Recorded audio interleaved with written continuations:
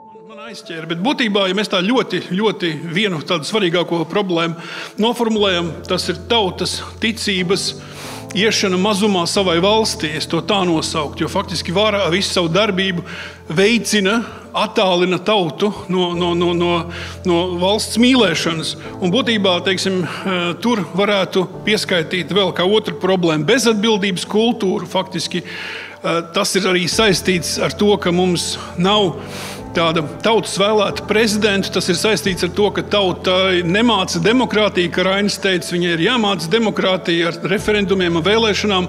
Un būtībā vara dara visu, lai tauta necenstos cīnīties un mīlēt savu valsti. Jā, ārēji tiek radīti dažādi apzināti, teiksim, tādi instrumenti, kā rusofobijas veicināšana un tam līdzīgi, bet tie ir tādi pakārtot. Tas primārais ir tas, ka latvietis pamazām zaudē ticību savai valstī un, teiksim, Latvijas valsti dibinot.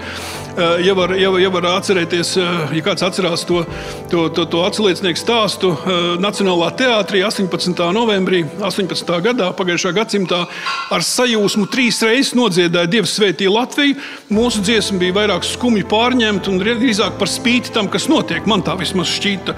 Un, protams, svarīga lieta arī tas, ko teica kolēģis, ir uzņēmēja darbības faktiski kā mērķa izņemšana no darba kārtības, jo būtībā viss ir palicis tādā Eiropas naudu apsaimniekošanas līmenī, projektu uzvaras līmenī, un būtībā tas mērķis, ar ko es iesāku tautā, ir zudis. Ja strādājot valsts pārvaldē, pirms iestāšanās Eiropas Savienībā mums bija mērķis iestāties Eiropas Savienībā, tad tas mērķis būtībā ir zudis pašreizē brīdī. Ir jāatjauno pilsoņu ticību valstī, un to var izdarīt tikai vara. Otrajā daļā ir jārunā par priekšlikumiem, man viņi arī tādi ir. Paldies!